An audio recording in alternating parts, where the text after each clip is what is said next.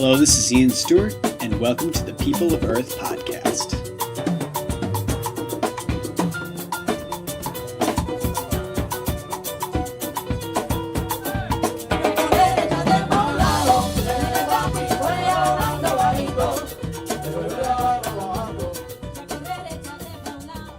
Hello, everyone, and welcome back to the People of Earth podcast. In this episode, we're continuing our series of interviews with the various members of People of Earth. Today's guest is Fernando Garcia, who plays barril and other auxiliary percussion instruments with People of Earth. He's also a highly accomplished drum set player, composer, and bandleader in his own right, with 3 albums out under his own name and his own group, the Fernando Garcia Sextet.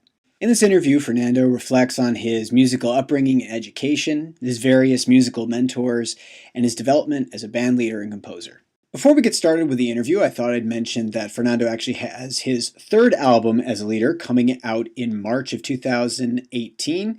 You can, of course, find information about that on his website at fernandogarciamusic.com. So before we get into the interview, I thought I'd play a little clip from that album. This is called Guaynabo Mi Tambor. Thank you again for tuning in, and I hope you enjoy.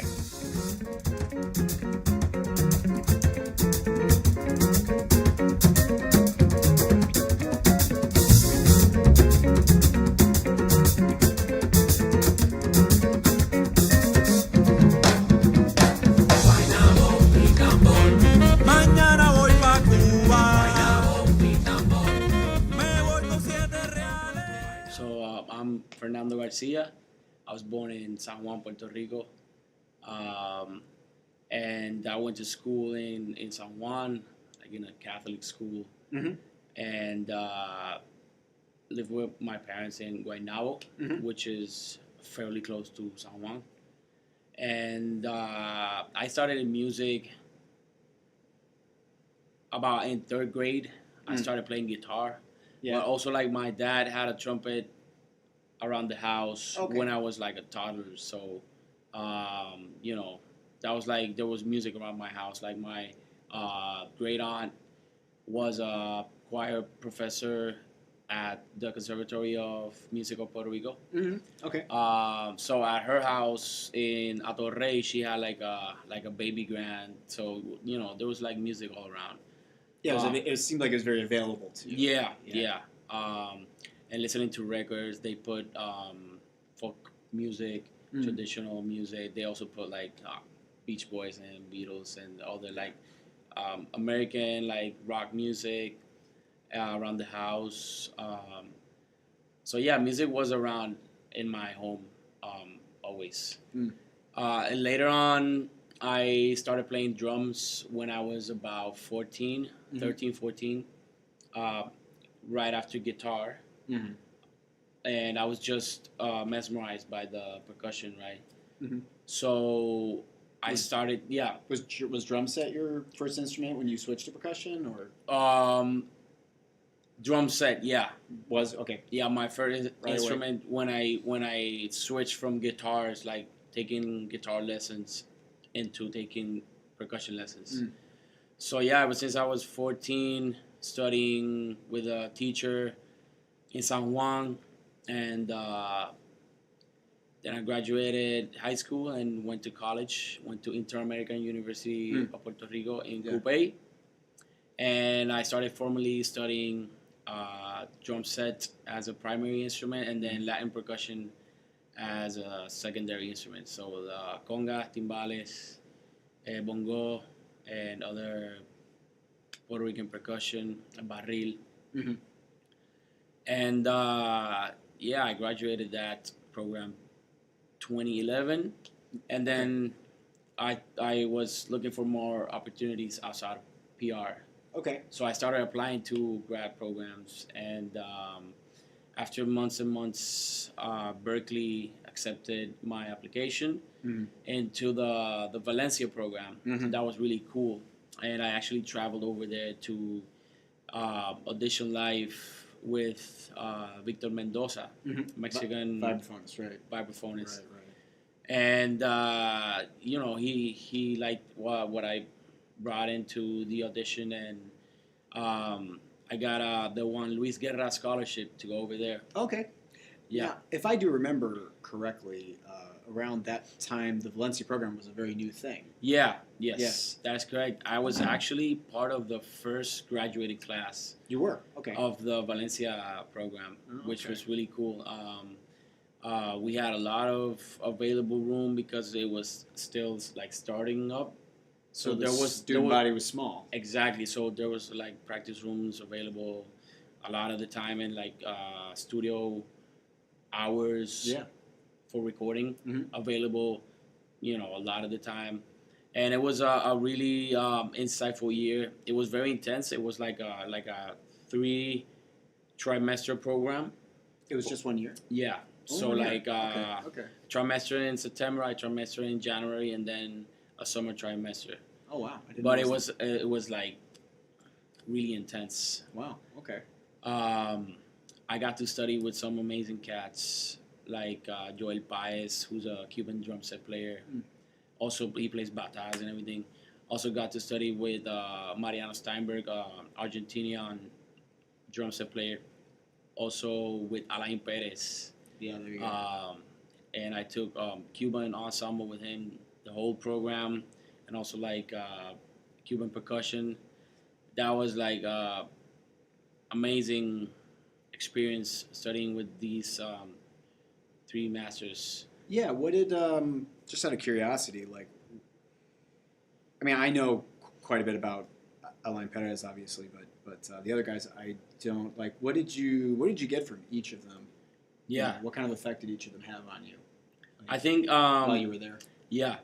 Mariano was and is like a very subtle player, Mm-hmm. and he has a very masterful touch like on the brushes and a lot of like the South American, more Brazilian, Paraguay, Argentina rhythms, Yeah. which may be like chacarera, the sambas, the candombes, and all that different rhythms. Yeah.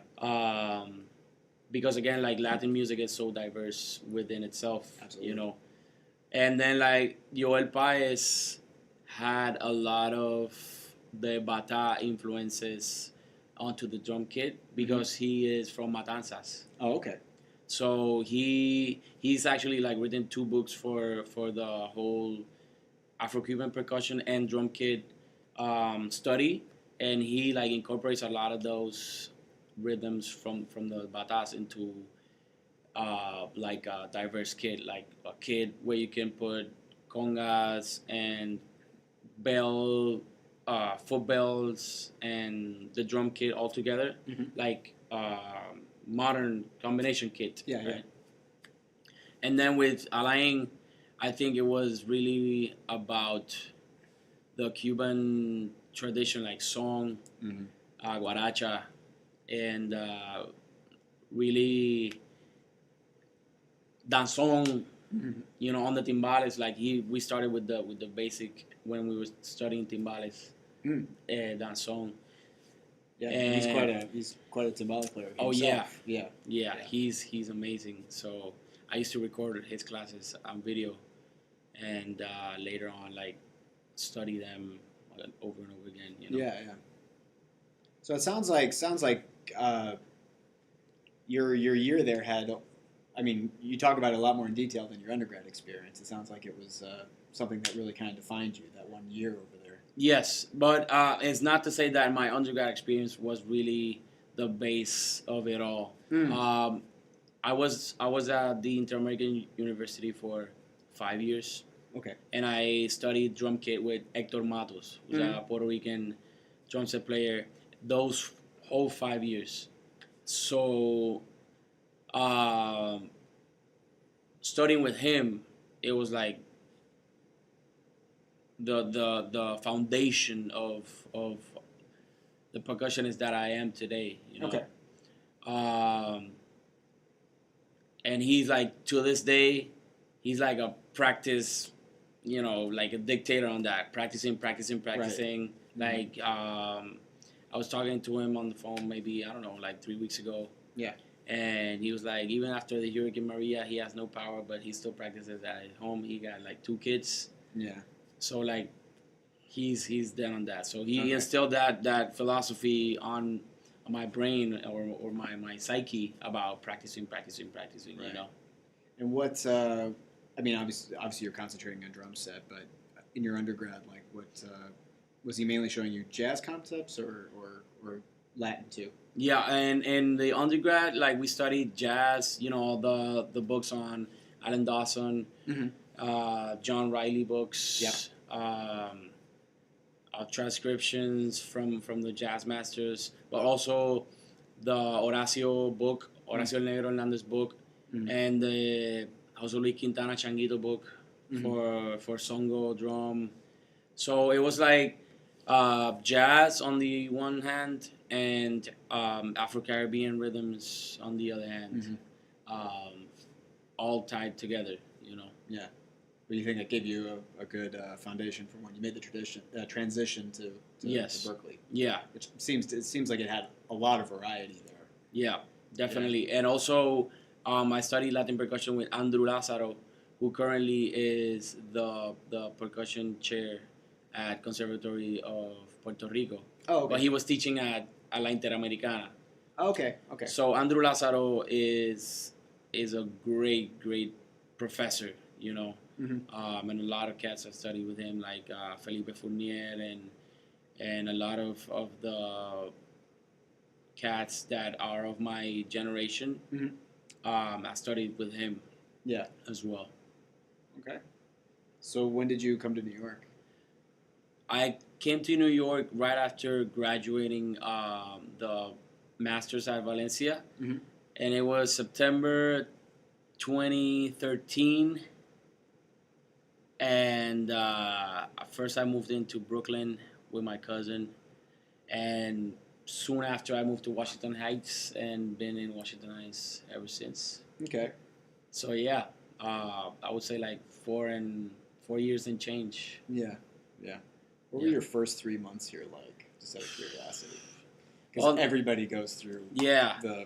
Everybody that's not from here goes through that period. Well, it was tough finding gigs and tough making money, and I've had to at that first year and a half I had to work like non-music jobs. Okay. In one season or 1 year I was working as a soccer coach. Really? Yeah, because I found a bass player friend who had a soccer academy, and I told him I was looking for work, and I did that. Okay. I did a lot of busking on the subways. Okay.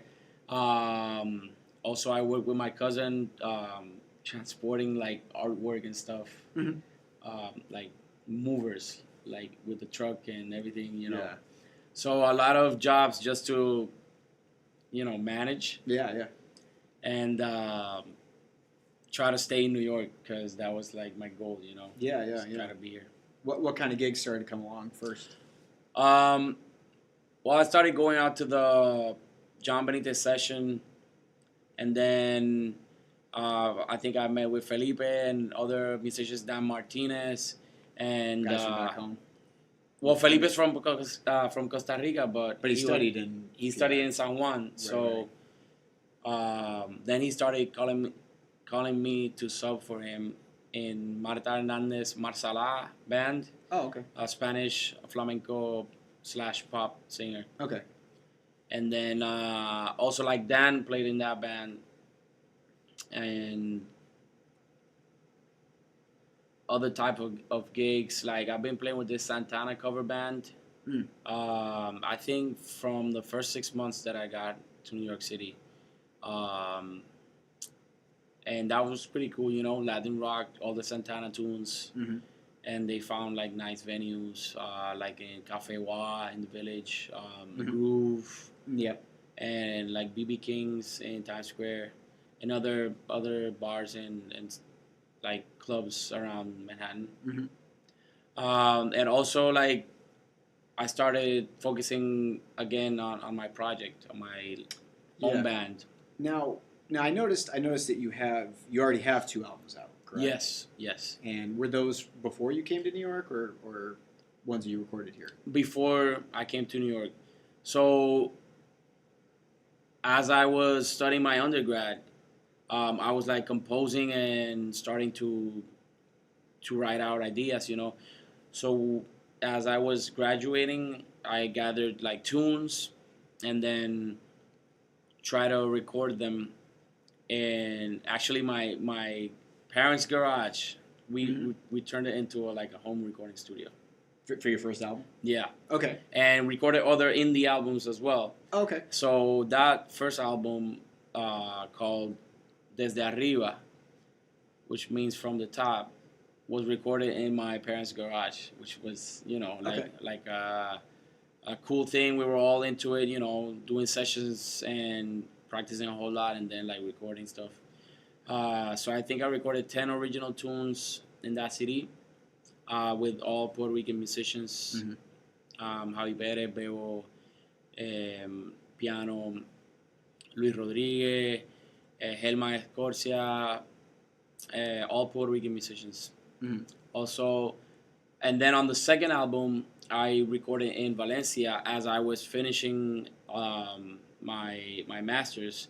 So I also like started writing tunes, and recorded that throughout the masters program at the studios in Berklee, Valencia. Okay. Because that program was focused on performance, but also like on studio performance, you know. Okay. So you had to have like recorded material. Okay. So I decided to use the same material that I was gonna use for my graduating project and actually do a second CD, you know. Okay. Yep. Very cool. Yep. Very cool. So it sounds like composing and writing is been just a habit you've maintained, you know, throughout your professional career. Yes, definitely. And yeah, I like to mention like a couple of professors that I had for undergrad. Javier Rodriguez Curet, who's a bass player, violinist, and arranger, composer arranger. He plays with Viento de Agua, which is a plena group.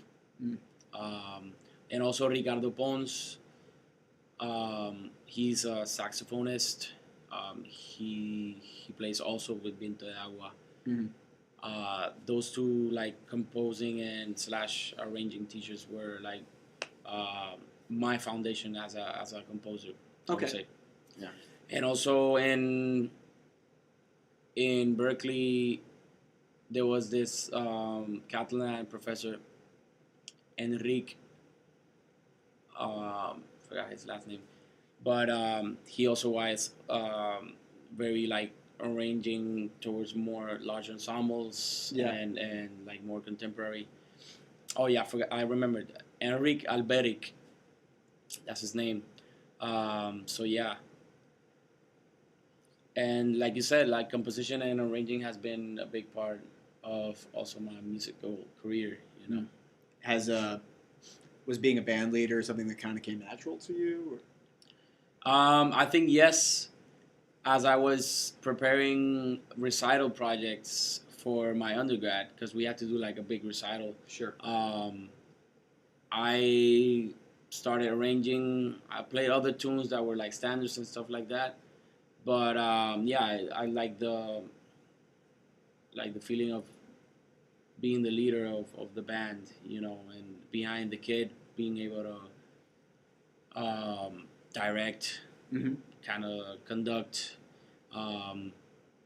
So yeah, definitely. And I think I have enough musical ideas that I keep imagining or creating that I would like to share with other musicians or with the audience in general, and that's a vehicle for me to be able to do that. Okay, cool. So this new recording project that you have coming out, you wanted to describe that a little bit? Yeah. Who's in it? What exactly the concept behind that? Yeah. It's not released, right? No, it isn't. No. Okay. Yeah. This is gonna be my third album as a leader and composer arranger.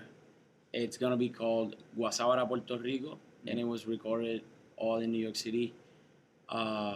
Musicians that are featured are Dan Martinez on the bass, Gabriel Chacalli on the piano, Jan Kus on the tenor sax, Victor Pablo on the percussion, Gabriel Vicens on the guitar, and a special guest Miguel Senon on the alto sax for one song, and it has 8 original compositions, and I think we're really proud of this work. I think it's the best work so far, and really excited that it's been taken up by Soho Music, Mm-hmm. and it's going to be released on March 2018. So yeah, I'm really looking forward to that. Cool. And where is your own group performing these days? Yeah, we're performing a lot in Camaradas El Barrio.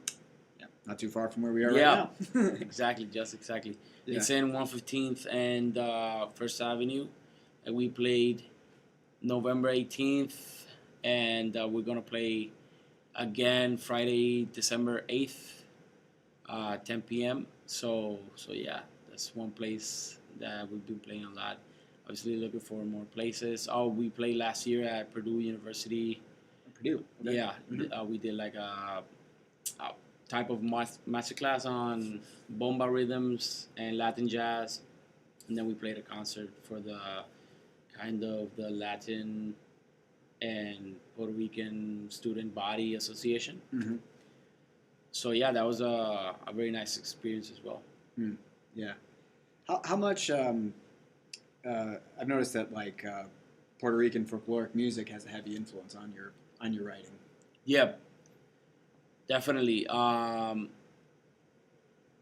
So as I was finishing the undergrad, I became interested in bomba music, which is like a very African influenced folk music of Puerto Rico. Mm-hmm. And I started studying and did a couple of research projects on it. And later on, as I was recording in the garage studio, a musician named Rafael Maya approached me, and he wanted to do like a recording about his bomba group called Desde Cero. So I said yes, and we started recording, and it was like strictly bomba, like very traditional, percussion and vocals. That's it. Yeah. And he started like bringing in a lot of master bomberos, de los Cepeda, Junito from Loíza, Víctor Emanueli,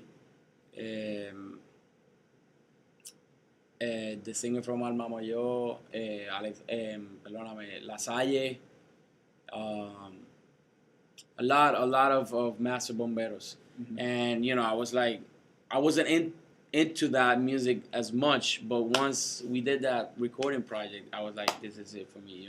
Okay, so that experience really changed you. Yeah.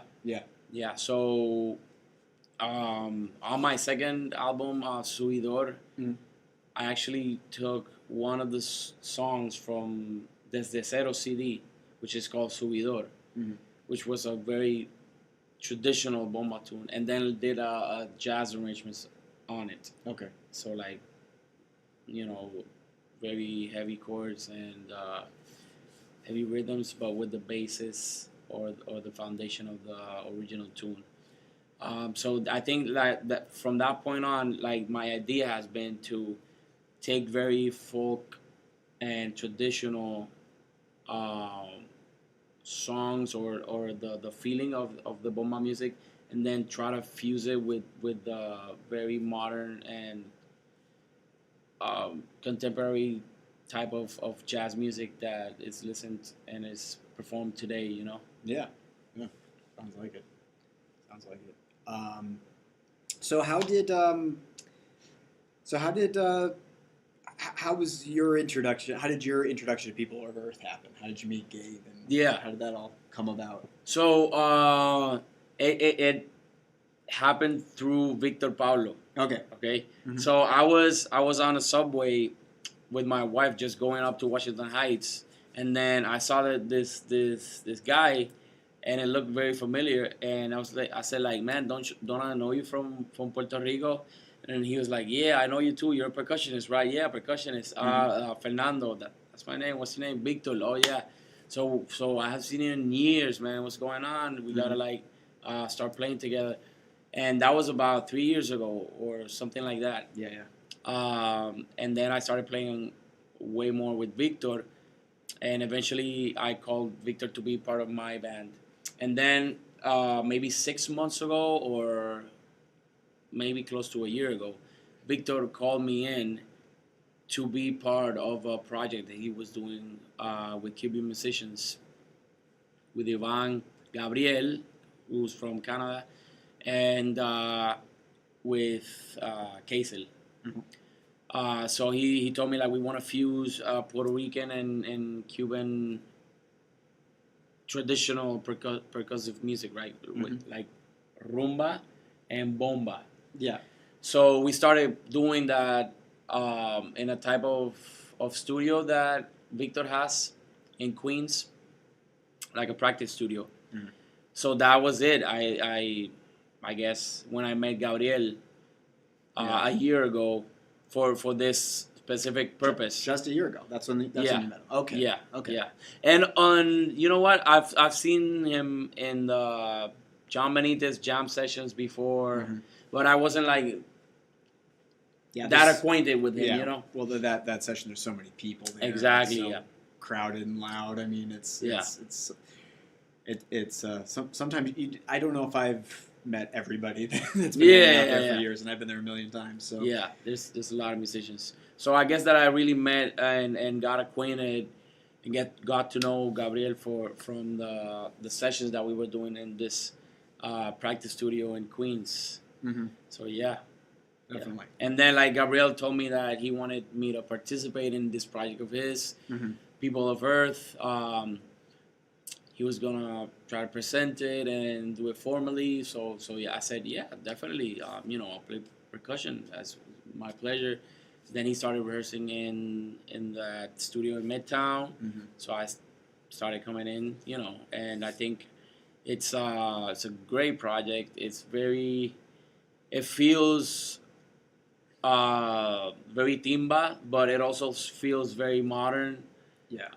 With the type of arranging of Gabriel and also of Victor and other arrangers. So yeah, and it was a great experience to play the first show in Rockwood, which is just a couple days ago. Yeah, a couple days ago. Yeah. This past weekend, good vibes, great music. I think it's gonna be a great project going forward.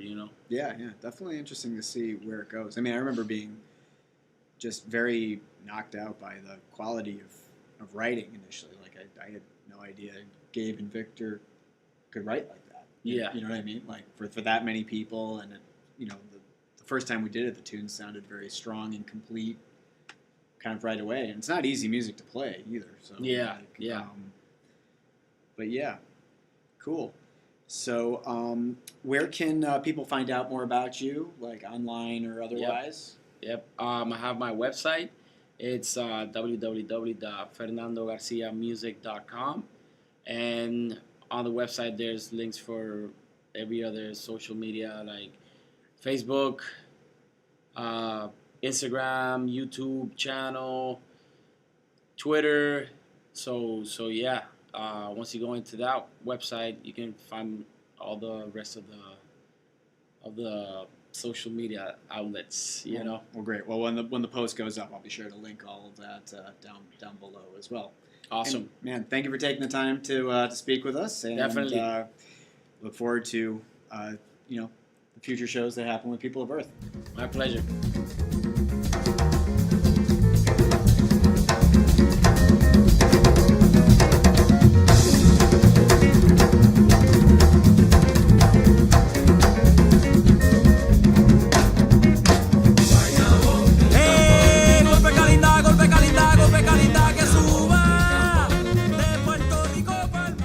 All right, thank you again for tuning in and listening. Hope you enjoyed that interview with Fernando Garcia. Again, you can find out more information on Fernando's albums and where he's playing from his website at fernandogarciamusic.com.